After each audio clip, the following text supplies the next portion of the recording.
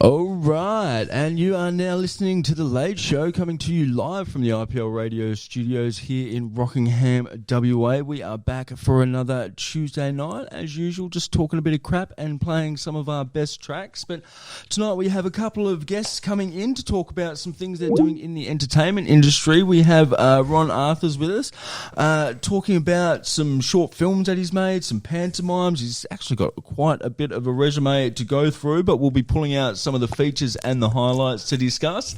And also later on we have Kav Fullerton, a local young musician who is carving his way in the music industry, and is going to be having a bit of a chat with us, and then also dropping a couple of original tracks and a cover, so something for us to look forward to wrap up the show. But I'm Kit Adams. You're here with my co-host, old mate Nate. How you going, Nate? I'm all right, yes. We're back. Good stuff. All right, and we also right now have Ron Arthurs in the studio. How you doing, Ron? G'day, how are you? Yeah, very good. Thanks for coming in and making the time to get down here for the late show. It's not always easy. I do appreciate the commitment. It's lucky I like driving, isn't it? Yeah, good stuff. Lucky for us, absolutely. So, we do appreciate you going out of your way. But you've got a few things going on at the moment, and we'd just like to discuss what's going on in the sort of theatre and entertainment industry around WA. So, Sure. Well, let's start with sort of your current projects. What are you working on at the moment that's sort of getting most of your attention? I suppose the most attention is going into the Christmas panto that we're doing with the Irish theatre players. Santa Claus the Panto. Santa Claus the Panto. Yeah. Right. Forgive my ignorance, but could you just explain to me if there's a difference between like a pantomime and just like a Broadway stage play? Are they the same thing, or? Yeah. I suppose one of the big differences between them is a thing called the fourth wall, which is basically the audience. In your general theatre productions, the cast don't break the fourth wall. But there's always an exception to that rule, so some plays do. Yep. But generally speaking, that doesn't happen. In pantomime, it basically is broken all the way through the show, because, the good guys talk to the audience. The idea is to get the kids involved, to make them cheer. When the villain comes on, he's behind you, and all that kind of thing. So panto's a bit more interactive and stuff like that. Yes, that's that's the other part, is that it is interactive. The whole idea is to bring those kids into the show, so that they have fun. Yeah, right. Of course, sounds good. And without giving away too many spoilers, what can you tell us about Santa the pantomime? Right. Well, we've got a evil fairy who casts spells that make it look like Christmas is not going to happen. Right. And we have a good fairy who's going to fight the evil fairy. You assume. Right, yep. Not giving anything away there. Yep. And you have Santa, moi. Right, you're playing the lead role, nice. The name role, but maybe not the lead Santa's role. Not the lead role. No. Oh, Normally right. speaking, this one, the lead role is probably either the good fairy, the evil fairy, or the dame, who is Nanny in this one. And I can't go into too much detail about the interactions there, except that there's a bad fairy and a good fairy, and they both have minions.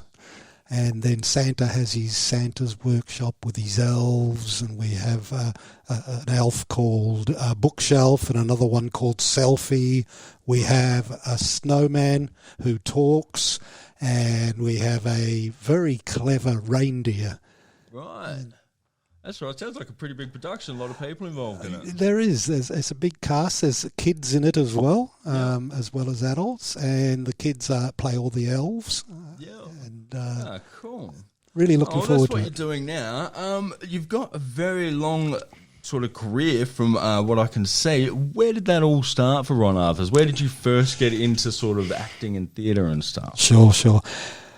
Well, I'm going to go back to when I was 10. I didn't tell you this before, but when I was 10, I'd just seen the opening of Doctor Who, very first series of Doctor Who, and I became obsessed with Doctor Who. Yep. And I wanted to be in Doctor Who. I wanted to be the Doctor, basically, but, 10 years olds don't get cast in that kind of thing. Yep. So I decided, I was at a boarding school, and I decided to write a play. So I wrote a play, and it was about a boy that gets bullied, and he gets beaten up by these bullies, and he runs away, and he goes through various things. It's called The Hero's Journey, but as a 10-year-old, I'd never heard of it. Right. In fact, Joseph Campbell probably didn't create The Hero's Journey information until after I was 10, so yeah. I'm not sure. And then he comes back and he learns how to beat up the bullies, the bad guys. Right. He gets the girl, and yay, it's great. Wins so the day. So that was my very first time. Then I jumped forward 8 years to when I was 18. I was working for a stock company in a country town, Mora, up in the wheat belt, and I was very shy. And someone suggested to get over that, maybe join a theatre club, a repertory club. Right. So I did. I joined the Mora Repertory, and I never looked back. I very shortly got a lead role in a production that was taken to a festival. That must have made you sort of face your shyness and build a bit of confidence. It did, because you could be someone else. See, you didn't have to be yourself. Another character, as you go on, you do learn that you need to have yourself in a character anyway. But at that stage, that was something to get away from that shy, timid little boy. Who was probably still 8, 9, or 10, but 18-year-old. And I got an honourable mention at that festival for playing a 56-year-old. I was 18, played a 56-year-old American Jew from the Bronx, right. In something called The Undercurrent by Ira Levin, I think, from memory. Was it a hard accent to put on? I can't remember. I was told that I held the accent all the way through, and it was really good and very believable, but... Right.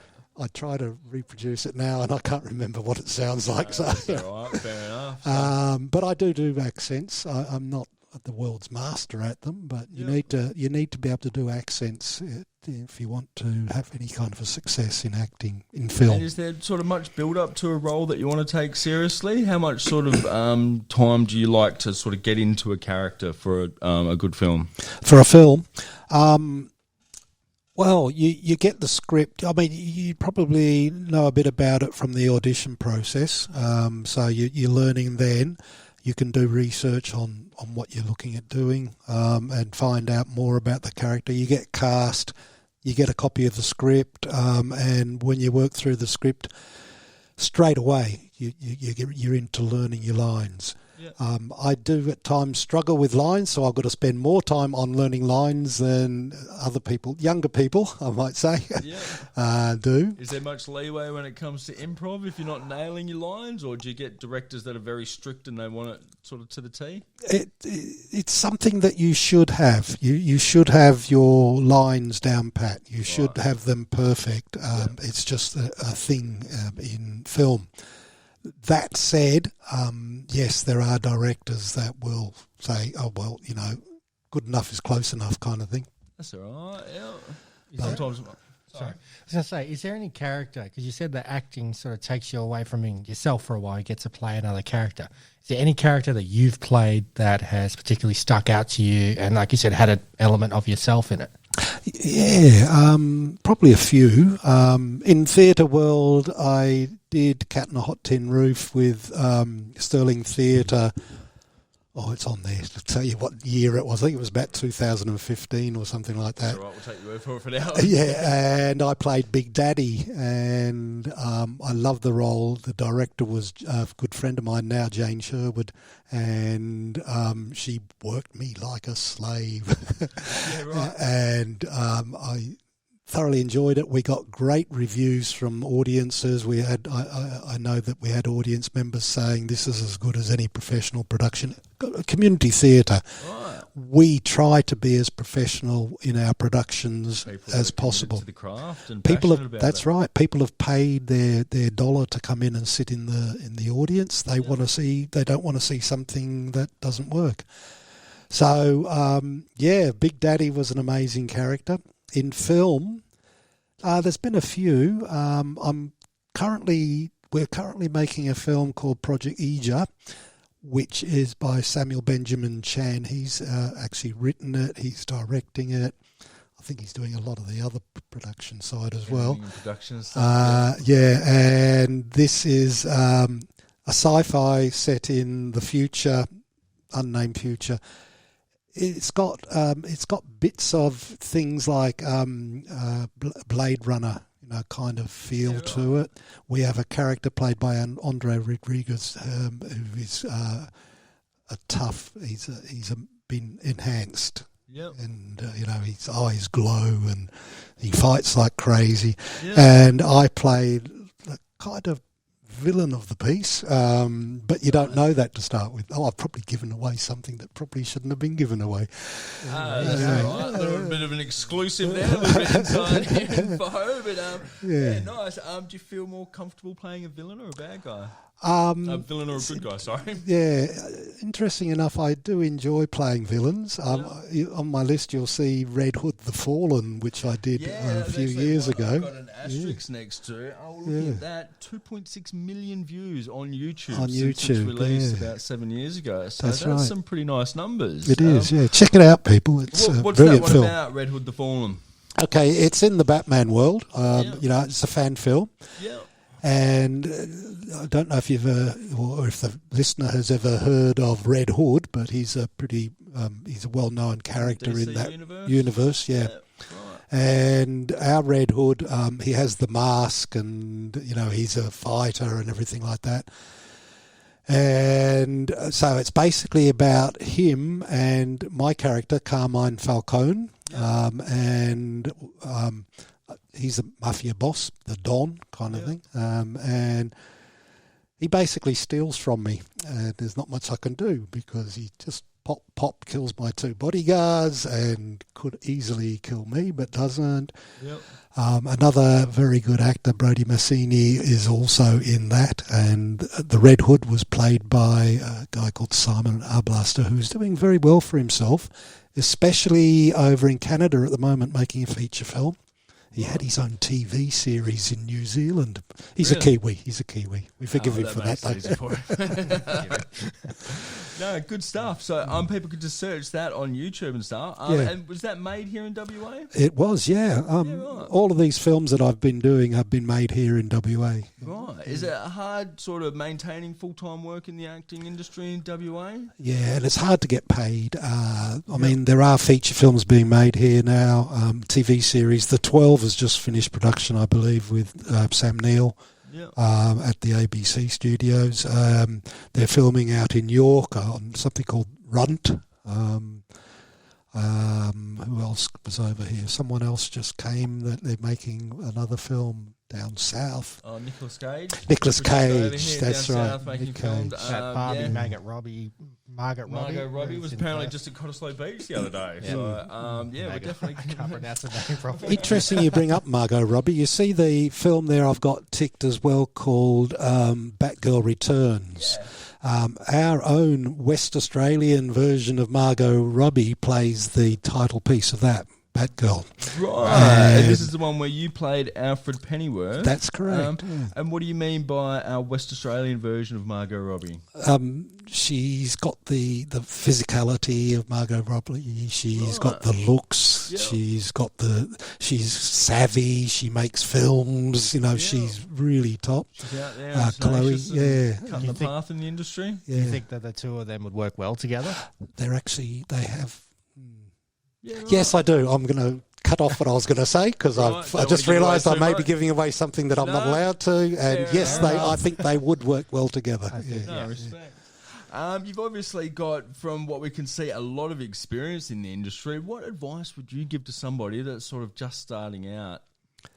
Okay. Basically, listen. Yeah, right. Listen.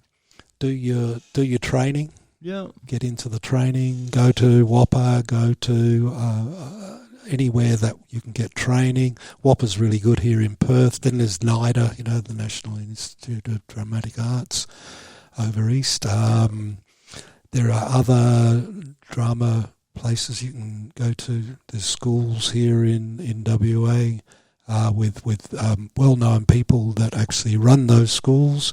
Yeah. So, go to a school. Discovered.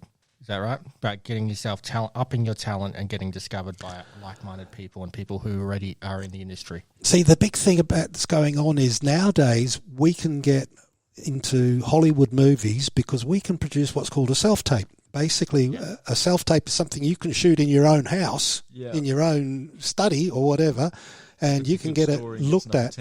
I mean, I don't know if you've ever seen it. The young guy, Dacre Montgomery, I think he was from Stranger Things. Right. Perth boy. Really? Look him up on YouTube and you'll see his audition for Stranger Things. Really? Absolutely blow you away. Wow. And he did that himself and he sent it off. He got the part. Yeah, right. So back in the day, you would have to be in front of somebody to Dead audition, right. And now you can do it. Just film themselves on their phone. And it helps if you've got a bit of a background, a bit of a resume. But when you're starting off, obviously you don't have that. So why I suggest going to a school is the school will help you produce your show reel, your reel that you're going to show to people to say, "Give me a part," kind of thing. Yeah, of course. They'll show you the business of acting. Which is what you need to learn. Try and absorb all that information and stuff as you can. And if you want to take it seriously, you've got to learn and grow. And then you get someone like Chris Walkie, who I did Spaghetti Head with. You made a small movie with him. Independent short film, Spaghetti Head, where you played the character of Ron. I did. Tell us a little bit about Ron is without giving away too much. I don't know. Chris is probably going to tell you a bit more, but Ron is like the alter ego of the lead, Spaghetti Head, and. I'm there when he's doing things. I'm behind him. I'm frowning at him, and so I'm his conscience. Who is Spaghetti Head? I'm terrible. I can't remember his name. Oh no! But, I mean, what is the character of Spaghetti Head about? What is the film about? Okay, it's about this young guy who has yellow hair that looks like spaghetti. Spaghetti, right? That's sort of what I was expecting. And he's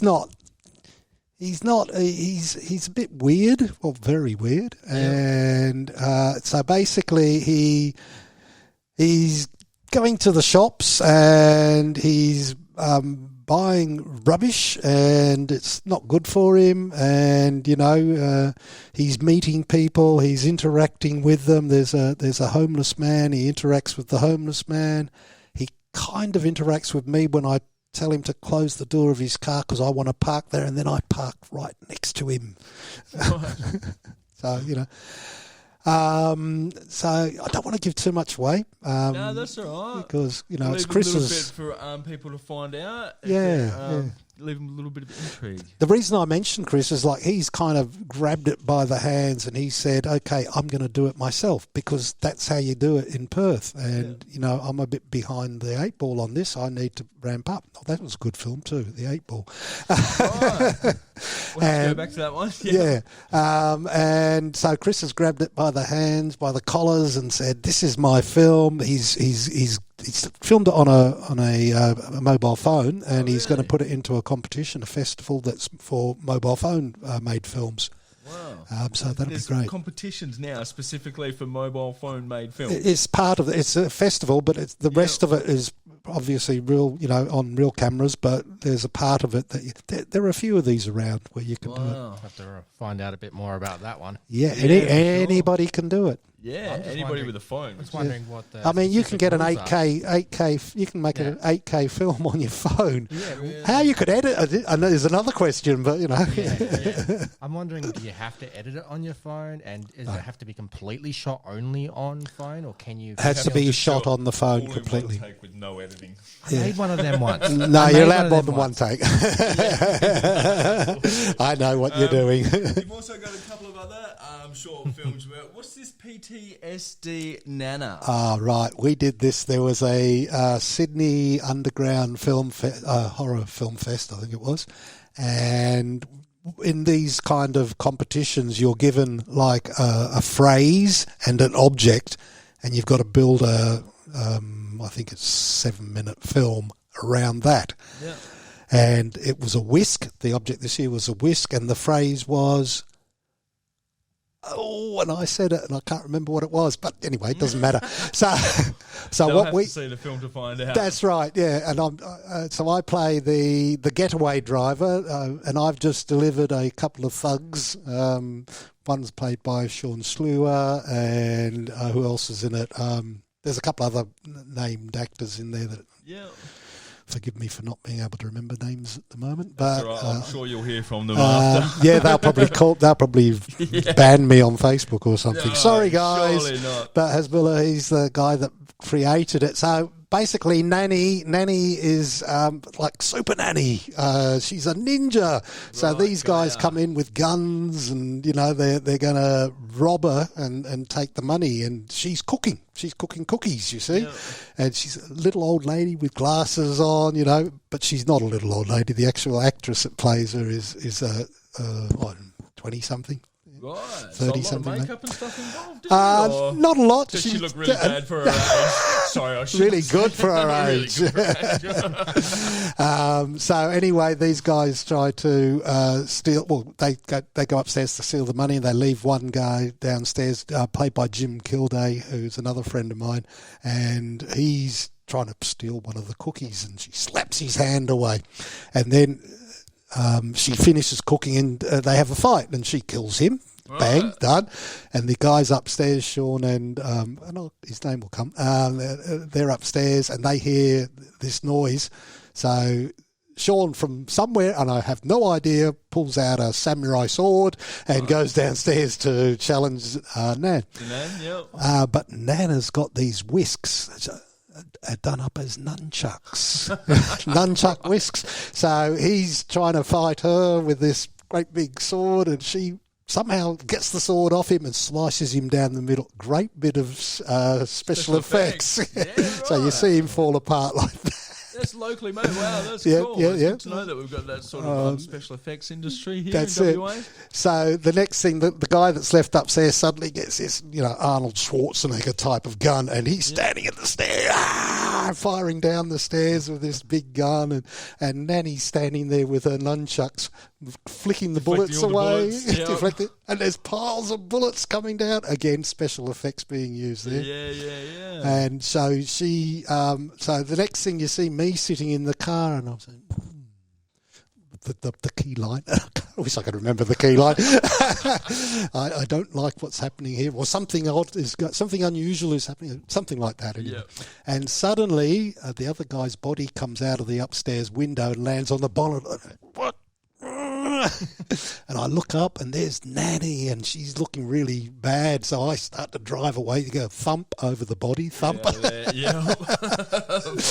And then next thing, there's a flash of light upstairs, and she disappears from upstairs and appears in the back of my car. You see? Oh, right. And she's a witch or something. Oh, yeah. Something, I don't know. And so and she does like that kind of thing, and I go flying through the windscreen. End up on the ground with my hand cut off there. So there's my hand and there's my arm. Another great piece of special effects. Yep. And I'm laying there groaning and dying, and she comes up and finishes me off. Wow. Sounds like that would have been a fun production to be a part of. It was great fun. Unfortunately, we didn't win, but a West Australian short did come up in runner-up place in the festival. Really? Which was and good. when you make a short film like that, sort of how many competitions can you enter it in? Oh, well, that one's made specifically for that particular type of competition. Yeah. But you can enter your short films in any number of festivals. But you've got to pay for it. That's the thing. So that's what stops people doing all of them. Yeah, I mean, you can even enter in the Cairns short films if you want. But they all come with an entry fee. They've all got an entry fee. Right, got ya. Some are high. Really We've even got a few WA. We've got the WA Made Film Festival, which is for films obviously made in WA. Yeah, of course. Stirling, the Shire of Stirling does a particular festival, which may be the one that Chris is entering into. I'm not sure. You'd have to check with Head? Chris on Spaghetti Head, yeah. Also got a little asterisk next to Lover and Guns, Mafia Tale. What can you tell me about this one where you play a character called Don Enzo? Yeah, I get to play the Mafia Don again. Again Again, with the Mafia I Don. get It's a bit of a recurring theme here. It is. I'm kind of... It's my type. Positions of power, police chiefs, CEOs or dons, mafia bosses, gang bosses, whatever. I've done it in quite a few films. In this one, working with a guy called Darko Jajira, who is an amazingly insightful producer. He's not originally from WA, but he moved over to WA from the East a few years ago. Before that, he was from overseas. So there's new technology being used to create films. The Mandalorian is one. I think Barbie, I think they used it for Barbie. And a few other big name films are using this technology where they've got this massive stage area that they can shoot inside, they can shoot outside screens, and it's real, and it's interactive. It's real time. Right. So this is quite amazing. So he has got on board with this. I still don't understand the technology. You're going to have to explain that to me later. So it's like green screen, but it's better. It's like green screen, but it's better. Yeah. So he got on board with this. He's learning from the people that have created it. He's on to London and other places around the world. Some sort of cutting edge special effects here. Very cutting edge, and he's actually got his own equipment here in Perth. Yeah, I think it's only one of two in the Southern Hemisphere. Right. And so he did this film, Mafia Tales, using that. Unfortunately, my scene isn't using that technology, but that's fine. I do know it's being used in that film. That's all right. No, good stuff. And what is the movie about? Okay, it's about a guy that works in a cafe, and he's got a history. He used to be a bad guy. Now he's trying to settle down with the love of his life, have a cafe. And basically his past comes back to haunt him, kind of thing. As it always does. You can't just walk away from those one things. of which is me, the mafia Don Enzo. And, so in the scene that we did, he is actually comes into me in my nightclub. I'm sitting there with my dark shades on and, looking very mafia-like. And he comes in. I've probably got a shortcut somewhere. I'm not sure. And he comes in, and so he sits down with us, and we're having a talk about how he's going to die if he doesn't do this or that or the other. I don't know the rest of the film. I was only involved in that. That's all right. We don't want to give away too many spoilers either, but definitely sounds like one worth checking out. Yes, definitely. And good stuff. As I said, using this brand new well, it's not brand new. I mean, it's been around a few years, but it's not that old. Yeah, no, it's good to know. Cool. Well, we might just go to a song. What have we got loaded up, Nate? Genghis Khan. Genghis Khan, beautiful. We'll go to a song, and then we'll be back soon with Ron Arthurs, and we will also get Kav Fullerton in here for a bit of a chat as well, and then we can look forward to him playing a couple of songs for us. So let's go to the track for now, Nate. We'll be back soon. Sounds good. All right, and we are back. You're listening to The Late Show Live, coming to you from the studios at IPL Radio here in Rockingham, WA. We are talking to Ron Arthurs, a local actor and stage, Broadway play, pantomime, very well experienced, having a bit of a chat. And now we also have Kav Fullerton has joined us live in the studio. Kav, Ron, hey, Kav. Have you met before? No. No, of course, different industries. So similar though. Similar. It's still art. Entertainment industry, both creatives and stuff like that. So. When they want to create a video, a video for their songs, and they get actors to come into their videos. Yeah, of course. And I suppose vice versa. I suppose when you're making movies and stuff, we need sound, stage productions, of course, you need music as well. So or singers. Yeah, of course. How is the sort of music industry in WA going at the moment, Kav?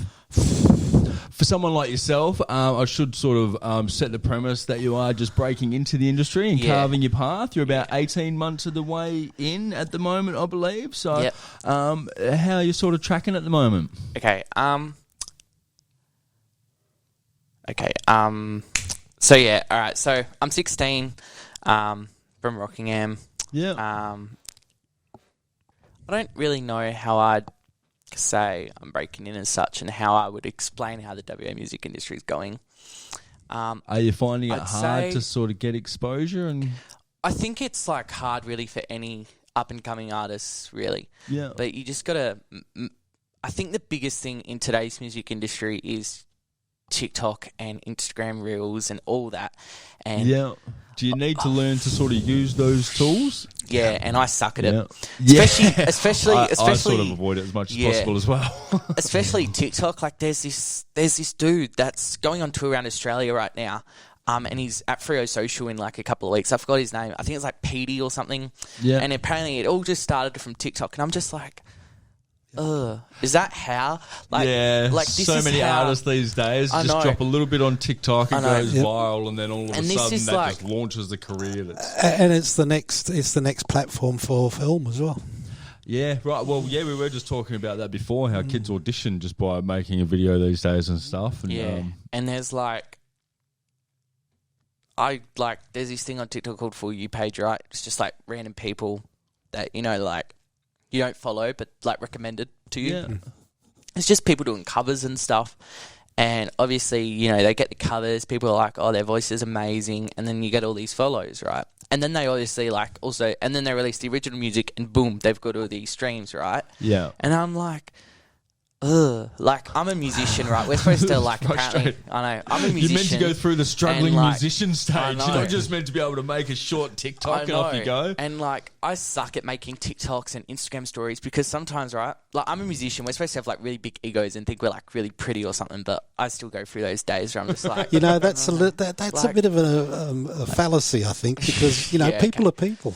yeah. But I go to make a TikTok and I just look at it too long. I'm like, I can't post that. I'm just no. Right. And I'm like, how am I ever supposed to make it if I can't post a Your TikTok? own worst critic. I know, I was just some days, right? I wish I was born back in You were born after your time, back in the yeah. 80s or Yeah, back in the 80s. 60s or 70s, so you Yeah, could really even there. capitalise on the 80s, Yeah. So you're just hitting your form 'Cause, when you hit the 80s. that's when all the big cool acts came in. You got Silverchair and was that 90s? Or early 2000s? Early 90s, yeah. Late, whatever. Yeah. You know what I mean? The 90s and early 2000s is when Yeah. all my biggest inspirations were in. And that's when we had the big things like the ARIA Awards and all that. These You could actually days, kick off a big argument here between the generations, just staking that know. claim on the 90s. I know. This thing, I saw my dad, right, was on Facebook the other day, and he was like, screw, what am I, Gen X? No. You'd be Gen Z, Gen or Z you're or definitely something, not yeah. Gen X. No, I'm one of them. I don't know. I don't. Maybe a millennial. Maybe. Millennial. Yeah, Dun, that dun, one. dun. Anyway, Dad was screw them because there was this meme how we're apparently my generation's calling the 90s the late 1900s and Yeah. and I'm just That sounds so long ago. I know. I tell my kids that I was around before the internet, and they're like, yeah, because you were alive in the olden days. I'm like, whoa, the 90s was not the olden days, all right? Yeah, Far out. I know, and yeah, so we had the ARIA Awards and stuff, and then these days you're but the ARIA Awards aren't a big thing anymore, They're not. and I'm like, no. So if you I got was nominated for an ARIA, you'd be like, I'd Oh, trade no. that for If I 5 got million nominated- views. Hang on. I'd prefer 5 million views on TikTok. Hang on, thanks. let me rephrase this. If I got nominated for an ARIA Award, I would be like, what the? Yeah. But I don't know. I watch all the ARIA Awards from back in the early 2000s, right? Where Powderfinger's getting them, Silverchair's getting them, You Eskimo feel Joe's like it was a getting bit them. more prestigious And back then. it was a lot Just more doesn't hit as hard these days. Yeah, Yeah. exactly. I know a couple of people that I listen to, Dan Sultan, which is the only one that's going to come to my head now. He just released an album and got a nomination for an ARIA Award straight away. Yeah. And I guess because records aren't a big thing anymore either. Coming It's just back. it is Yeah, all okay. the It is hipsters coming are back. bringing back the old Everything's vinyls coming and back. stuff. But Yeah. I won't say old rock and roll, but your rock and roll Some of the is classics, some of the classics classics and and stuff, yeah. all these 13-year-olds and stuff are listening to all the classics again. One of my mates, 12 Past X, right? They're I think they're like 14 years old, and they're playing songs like Led Zeppelin, Black Dog, and they're playing Going back to all I know, the and they're playing the good stuff. And they're playing like Evie Part 1, and they're playing all these good songs. I was actually just saying that to someone that's doing a history of rock and roll segment here at the moment. I was like, you need to target this towards some of the younger kids because they're actually just eating it up at the moment. Yeah, and there's and I'm just I want to be back. I wish sometimes I was born in those days, right?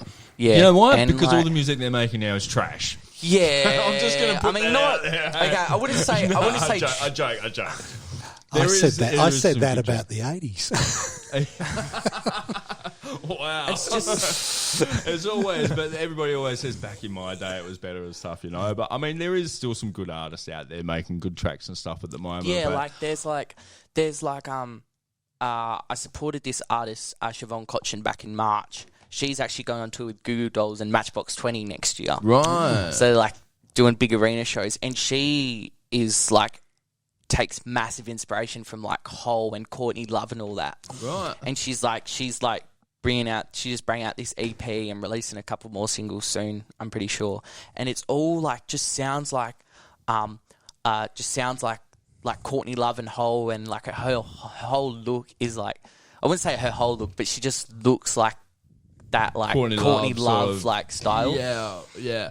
I mean, it's hard to sort of do anything that's really original anymore, you know. It's always going to be sort of related to somebody else that's done something similar in the past, I suppose. So hard to carve a really original path in any industry anymore. So True. Well, these days, nothing's original, right? Apparently it's 90% stolen and 10%, it's probably even less now. Yeah. But it almost gets Redux. to not so much looking for new stuff, but looking for old stuff that's been left abandoned for a little while. Exactly, and then recycling that, you know. So And they never do that in movies. Yeah, right. Never. I watched John Wick 4 the other day, and I was like, So did I. Yeah, I would have been happy if they stopped at 2. Well, I quite enjoyed 4, but yeah, I know what you're saying. Yeah, it's a lot of the same. But they do that with a lot of, like we're saying, with music, it comes around and stuff, and they just seem to keep on going back to the same themes. But where did it start for you, Kav? Okay, so for what year is it now? 2023. So 2021. Yeah, I think 2021. I entered the City of Rockingham Breakthrough Music Comp. Right. And why was that? When did you start playing music? What sort of gave you the confidence to do that? Oh, I had no confidence that day. I look back at that video and there's me standing there, radio can't see. Anyway, I was very still, just strumming my guitar very slowly, and But I mean, I say oh man, I was so bad. But I made the Instagram page. They recorded me, City of Rockingham Instagram page, recorded me and was Kav Fullerton doing Paul Kelly's dumb things, right? Yeah. And so Aussie classic. Yeah. So I started. Mum just brought me a new guitar that year, right, for a birthday, and I've been singing and playing guitar all my life. Singing was more I say these days, right? I'd say singing's my main instrument, but my guitar accompanies me, right? Right. Yeah. So you've got to go together like a meat pie and sauce. Yeah. So I did this breakthrough music comp because I just started playing guitar and singing again, right? And I was like, oh, this looks cool. And I don't think I was going to do it until I saw that there was a guest judge there called Kav Templey from Eskimo Joe, right? Oh, right. Which is who I'm named after. So then I saw it and I went, okay, yeah, all right, I'm doing this now, right? And if I tell my dad and my mum and they're like, don't do an Eskimo Joe. So I'm not going to, okay. And then I was like, okay, fine. So then I went and then I was like, okay, I'll do Big Jet Plane by Angus and Julia Stone. And then Dad was like, yeah, okay. And I was practicing this for days and days and days. And I was just trying to perfect it. And then Dad went, you know what, do Dumb Things by Paul Kelly. And I was like, he was like, you know how to do it. It's a rocker. Just move around the stage, sing your heart out. And at home, I felt like a huge rock star and I was so good. And then I looked back. I got up there on stage and I just went, oh, goodness. And it was like, it was the middle of a shopping centre. I think there was like maybe like 20 people sitting down on the seats, right? Which was just like the other competitors and the families. Got yeah. And just all the people just walking around the shops, right? Like, it wasn't that big of a deal, right? There's a couple of judges there, right? Anyway, I didn't get through. And I was like, But you got on the Instagram. Yeah, okay, I got on the Instagram, so I'm just like, win-win, like, you know. Yeah, silver lining. Yeah, so I didn't get through the finals, so I didn't perform in front of Kav at the finals. Oh, right. But then in 2022, last year, it wasn't that long ago. It feels like that long, so much has happened. So it's been a whirlwind. I know. So 2022, I went back into the Breakthrough Music Comp with a cover of Radiohead's Creep at the Rockingham Youth Centre where the heat was held. Yeah. And at the end of each heat, they announced the 3 or 4 finalists that go in, right? Yeah. I didn't get it. And I went, oh, I was so good. I was like, I had like the best confidence in the world. And I was like jumping around stage. Like I had my feet on the fold backs and all this, right? Yeah. And I was like, okay, I got a pretty good chance, right? And I didn't get through. And then, like, I think the next week later, I'm on the train from the city or to the city or something. I don't know. I think I was probably getting like new strings or something from Mega Music. I don't know. I was on the train for something. I don't know what. Something. Doesn't matter. Details. Anyway, so I'm on the train and my dad gets a phone call and he's like, oh, yeah. Like, I thought it was just for work or something because it sounded very, like, formal. Yeah. And I was like, what are you doing, Dad? And he's like, oh, Kav's right next to me if you want to talk to him. And I'm like, what? And then it's Jess from Street Hustle. Right. Got ya. Who was running Breakthrough last year. Yeah. And she says, hey, Kav, it's Jess from Street Hustle. I was like, oh, hey. And I thought I was just getting, like, a gig or something maybe. Yeah. And she was like, hey, so you got the wild card to be in the finals. And I'm on the train like... Oh, really? And I'm on the train like... Oh, okay. Thanks. And I didn't know what to say. And then, yeah, I didn't really like... I couldn't say anything until I told Dad and I was like, Dad, I got the wild card. And I was kind of speechless. And then I called everyone on the train. And I swear everyone on the train was probably looking at me because they were like... just announce it to the world. I'd tell everybody. I know, like, this kid's just saying he got the wild card for something and none of us know what for. Like, what's he so cool at, you know? And I'm like... I was just like, yeah, I called, like, everyone. I messaged everyone. I was like, got the wild card. Awesome. Excellent. Yeah. Well and done. so where to go from there? You get to play in front of... So then we play... Templey? No, he wasn't actually the guest judge for this year. Right. But I got to play at the Rockingham Foreshore for this, and the judges was Nikki D'Agostino, who's also her stage name's Little Miss Squeezebox. She plays an accordion. Yeah. We had Mayor Deb Hamlin. Yeah. Ali Hill, and Jordan Anthony. Yeah. Who's like another performer in like I think he does like big like orchestras and like big big band sort of stuff and string sections and brass bands like in shows and like big like what are they called like concerts.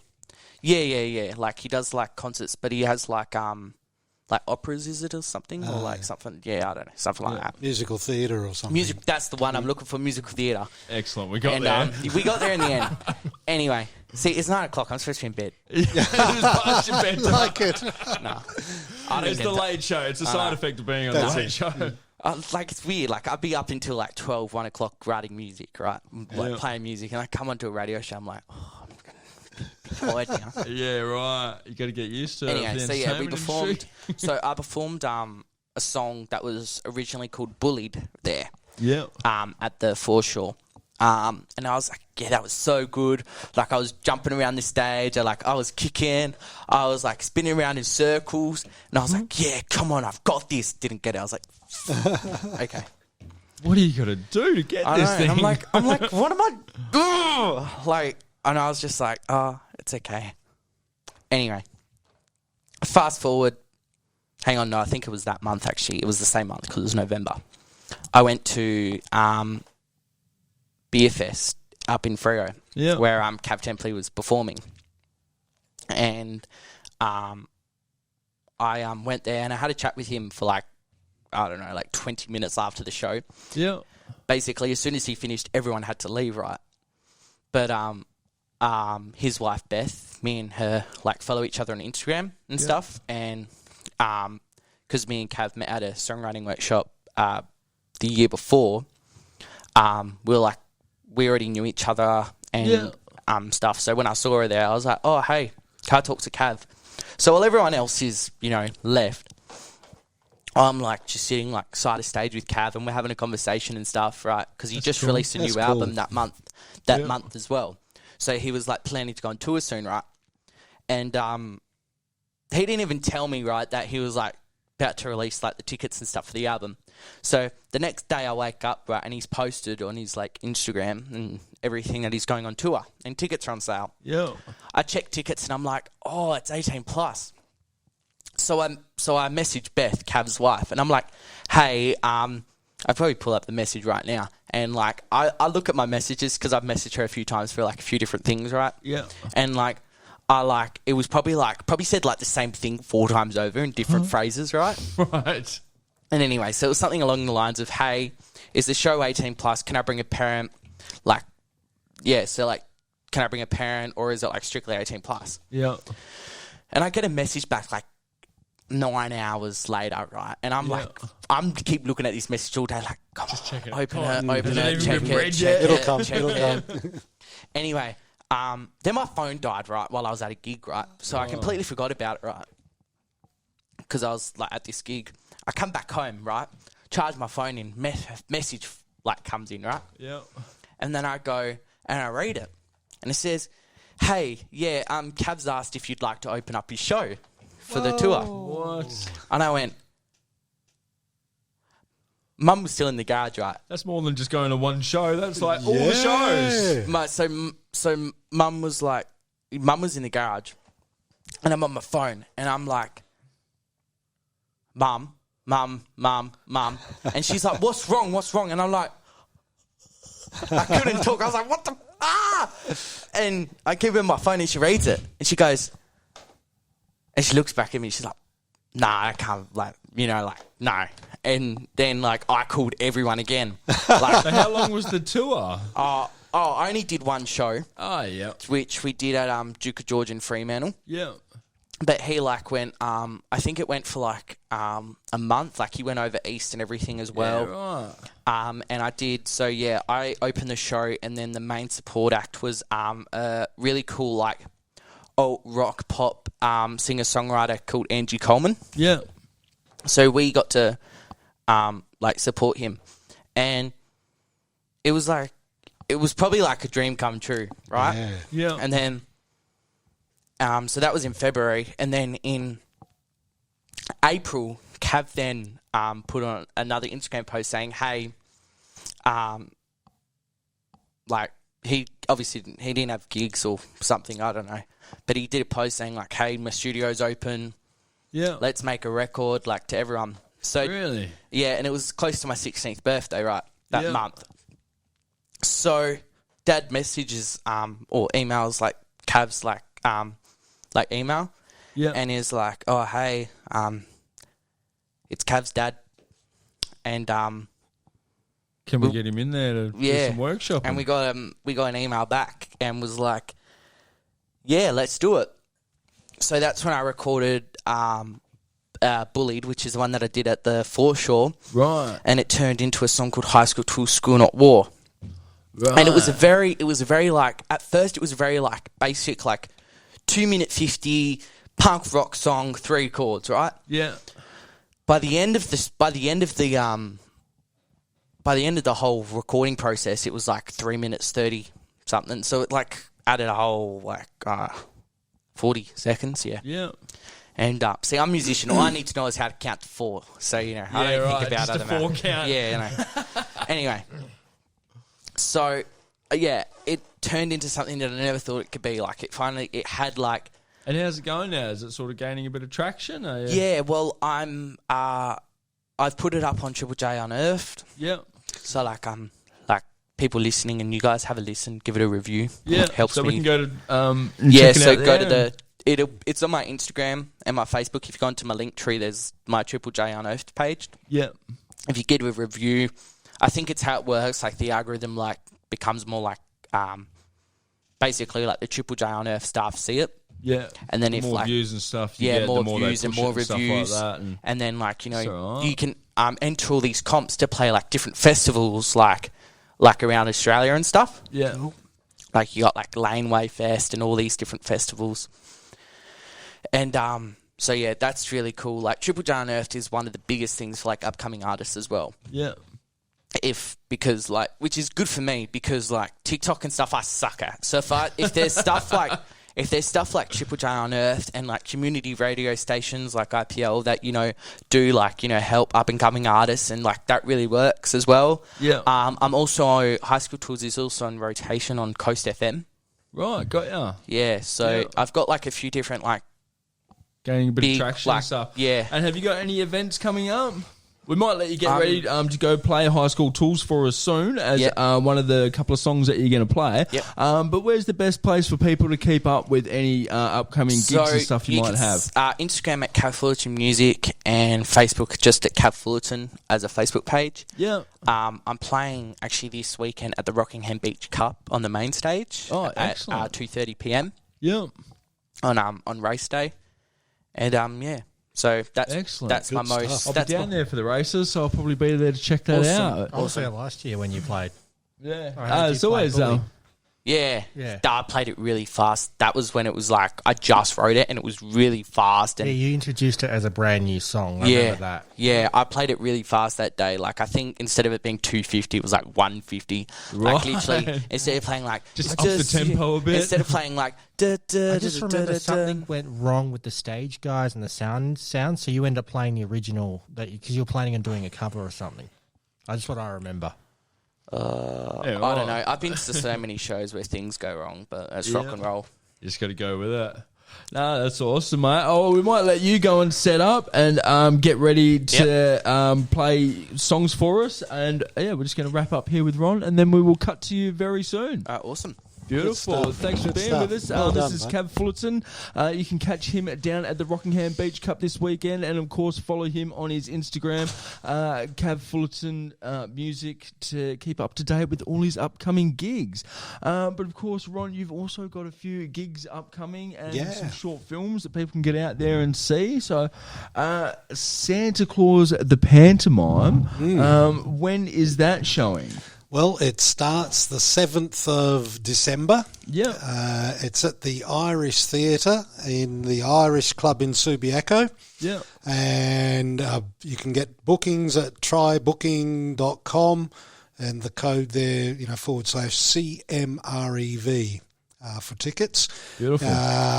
I don't know how much they are. I'm so sorry. It doesn't say on here how much they are. That's all right. People can go there and check it out and find out. How long's the show running for, do you reckon? It goes for 2 weeks, so it finishes on the 17th of December. It's got 4 matinees, but I think they might all be sold out already. We only opened, the bookings were opened, I think, last week or the week before, and basically almost straight away all the matinees went. Far Because out. people love taking their kids to the matinees, you Yeah, see. right. But there's still the What is a evening matinee? shows. I've got to ask, sorry. Afternoon show. So that starts at 1 o'clock, yeah. Yeah, so matinee just is a sort of specific time of the day. Well, it's the next day, but it's daytime as opposed to the evening time where the normal show goes on. The normal show starts at 7 p.m. Each night. The matinee starts at 1 p.m. Beautiful. And some of the short films that you've made, these are going through film fests and stuff. Where can people see these? Yeah. By going to the film fests? Or? Yeah, I'm not sure what Chris is going to do with Spaghetti Head yet. I know he's got it entered into a made on mobile phone film festival, but I can't remember what the festival's called. Yeah, that's all right. We'll do a little bit of research and see if we can provide some links to it for people. Sure. Project Ejo is still in production, so that won't be happening until middle to late next year. Yeah. And the other two, PTSD, Love and Guns. And Love and Guns. Love and Guns, I don't know if Darko has actually released that yet for general consumption. PTSD Nana, not sure about that one either. That sounds like a fun little flick, that PTSD Nana. With the Batman, the Batgirl Returns is we found it on YouTube. So just search for Batgirl Returns with Chloe Brown, directed by Matthew Reynolds. Yeah. Future Dawn Productions. Yeah. And by the way, in this one, Line of Duty, I actually played a Klingon, so I had the whole face makeup and Line of everything. Duty. That's a Star Trek universe sort of fan-made another film. fan film. Yeah, right. I think that may be up on. That was Aaron Vanderklee. I think that may be up on YouTube. Yeah. Red Hood: The Fallen, which came out in 2015 and has the 2.6 million views on YouTube. Look it up. Beautiful. And how do you go with the socials like Instagram and Facebook? How do people follow what you're up to? I'm all over them. Yeah? Yeah. Oh, beautiful. And So TikTok. people, just follow Ron Arthurs on Facebook and Instagram to keep up with everything you're doing? Yep, that's Beautiful. it. Yep. Oh, thanks so much for coming in tonight, Ron. It's been an absolute pleasure chatting to you. It's been great to be here. Excellent. That's it for tonight, Nate. We are Sounds going to good. wrap up now, and we are going to throw to Kav Fullerton in the production room, playing us a couple of original tracks, and I believe one cover as well. But here we go. Thanks for being with us. This is Kav.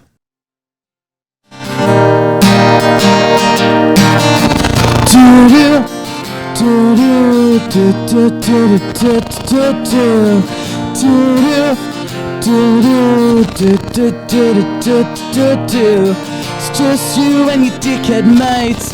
Things will cut across me such pain. You're all a bunch of stupid tools, ganging up on me and acting like fools. Open up my telephone. Suddenly I wanna be alone. Chuck a stone on the bedroom floor, and a little bit of peace is all I could ask for. Now I don't have to see you anymore. I am free. Now I don't have to see you anymore. Found my peace.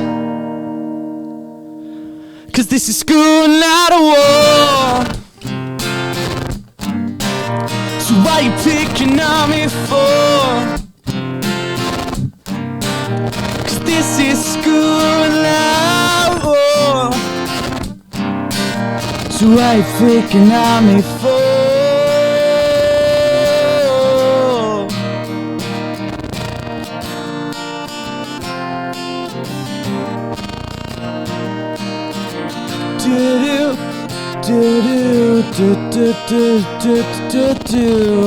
I dream of sweet 16, that I'll get away from this scene. Till then it's just the same old town. You and your friends keep following me around. Whatever do to you to cop all this crap you're putting me through? Well, I'm gone and won't be coming back, 'cause it feels much better than a heart attack. Now I don't have to see you anymore. I am free. Now I don't have to see you anymore. Found my peace. 'Cause this is school and not a war.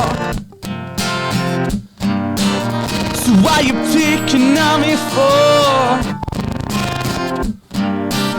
'Cause this is school and not war. So why you picking on me for?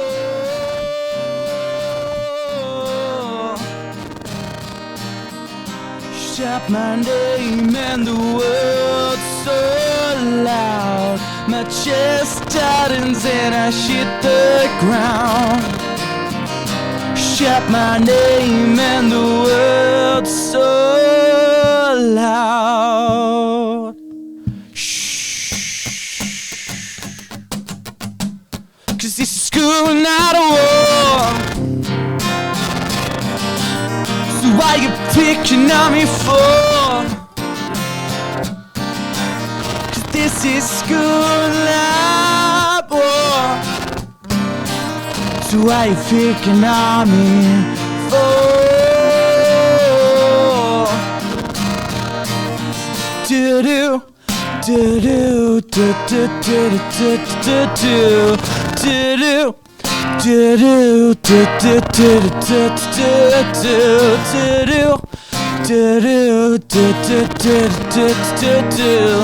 do do do.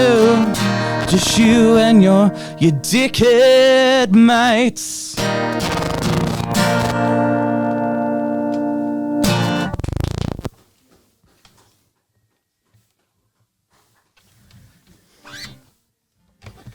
I'll come back in there.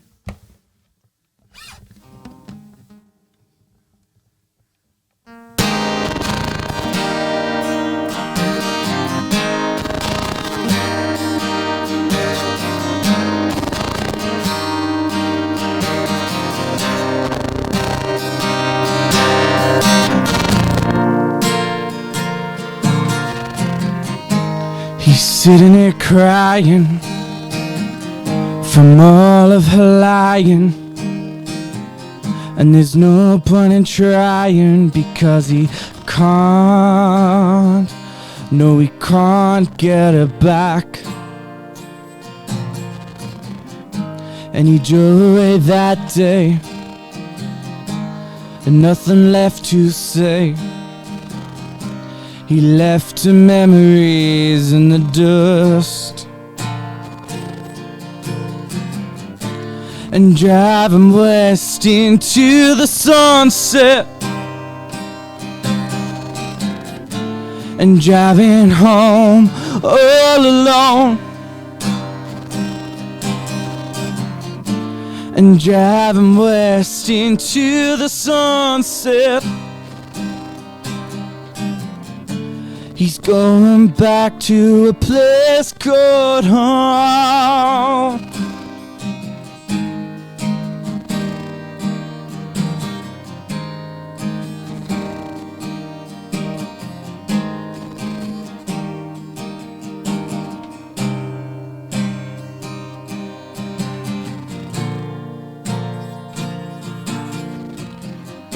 He told her he's leaving. Those words had no meaning. It's time for him to let her go. And he tried so hard to keep her close, but now she's so far away. And driving west into the sunset, and driving home all alone, and driving west into the sunset. He's going back to a place called home. Alright.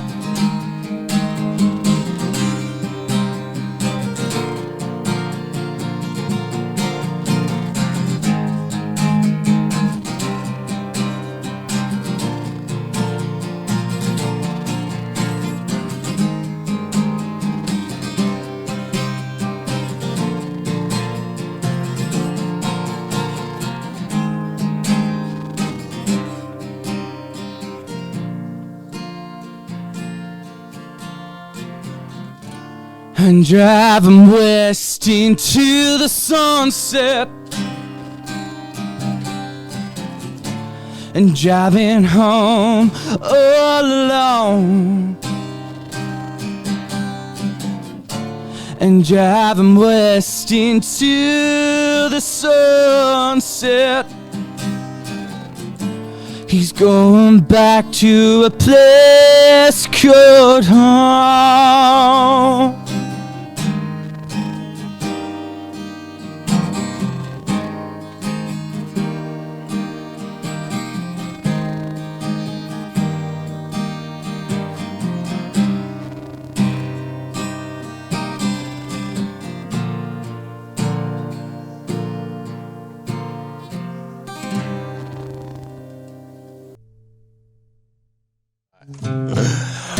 right, and we are back. You are listening to The Late Show on IPL Radio, coming to you live from the studios here in Rockingham, WA, and we have Kav Fullerton. Sorry, I get mixed up with your namesake, with Kav Templey, but who you are going to do a cover of in a minute, but you have just played for us Driving West, which is one of your original tracks, which you're planning on recording soon, you were saying. Yeah, I'm recording that in December with Jared Wilden from Chop Street Music. Yeah.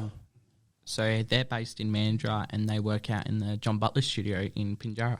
Oh, right. So we're going to... Oh, right. That's awesome, man. We're going to turn that into like a big piano-driven, lead guitars, big string section behind it. So I'm looking forward to that one. Awesome. And will that be, are you sort of building an album now? Or? Yeah, so hopefully by mid next year I'll have an EP, and if I don't release the EP mid-year, I'll try and see if I can write a few more songs, and hopefully by the end of next year I'll have an album. But I think I'm just going to stick with the EP. And creating a track like Driving West, does it take long to sort of put it together until you're happy with it and stuff? Well, Driving West actually came from my dad's last relationship. Right. So Dad went travelling with this chick around Australia. So they brought old 1981 coaster bus with a big magic mushroom on the back. Right. But I'm actually stealing that in a couple of years and going on tour, because just being a big old bus with magic mushrooms on the back, that's it's perfect for it. It's designed for it. Yeah. So I'll steal that in a couple of years. But yeah, anyway, so they went travelling and they went up, they found a spot up in Cairns called the Coranda Rainforest. Yeah. And basically it just went boom, and he drove back home, driving west into the sunset. Right. And that's how I came up with the song. And I guess I kind of just, because I don't know everything, because I'm still a kid, just wrote about what I knew. A few details I left out, but just wrote about what I knew, and yeah. No, happy days. No, it's a beautiful track. And so that's available on, where can people view that now if they wanted to? There's an acoustic version on YouTube. Yeah. That I had recorded. And people just look up Kav Fullerton Driving West on YouTube and they'll find your acoustic version of that. Yeah. That's awesome, man. That's a really good track. Thank you. And then by January it should be out on all the streaming services. All Spotify and all that sort of jazz. Yep. Beautiful. But you are now about to play a song for us called The Fences by... The Fence. By Kav Templey and John Butler. Yeah, right. Good collaboration there. Yeah. So I guess this song's basically about not sitting on the fence anymore, and I actually got a few looks by a couple of old men a couple of weeks ago because of the whole vote to Parliament referendum. Right, yeah. And I said something along the lines of if I was old enough, I'd vote yes. Anyway, here's a song called The Fence. And there was a few old people that went, and I was like, yeah, it's your opinion, mate. It's everyone's opinion is valid, and there's a loan, so whatever, just go with it. Yeah, anyway. Looking forward to it, mate. Show us what you got.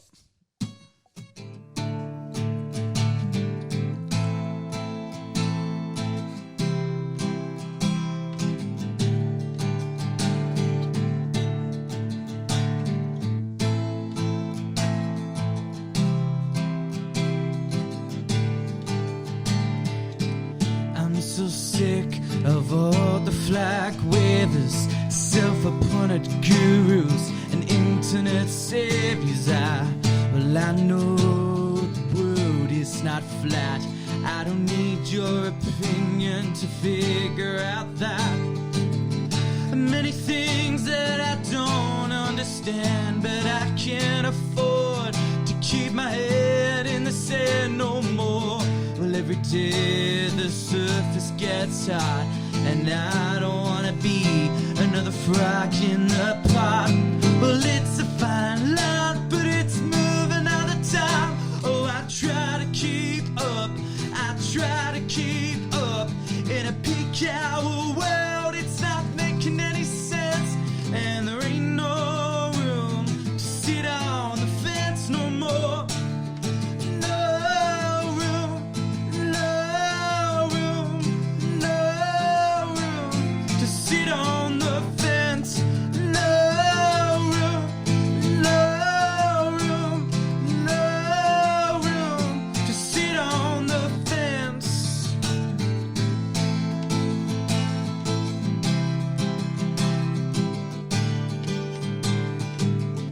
just before the world got shut down, and I thought I had both my feet on the ground.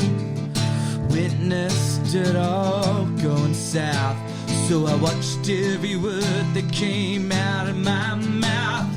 Contact traces and ambulance chases, they get no reaction from all the blank faces, and I'm complicit with the blood on my hands.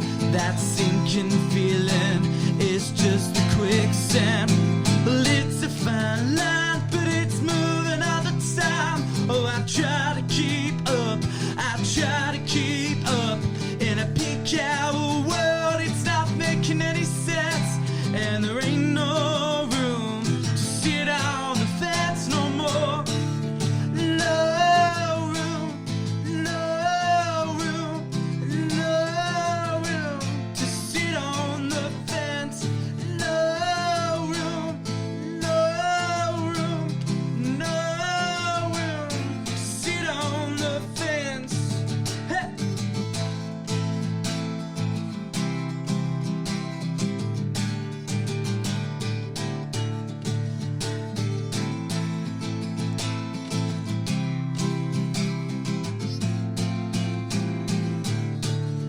No room, no room, no room to sit on the fence. No room, no room, no room to sit on the fence.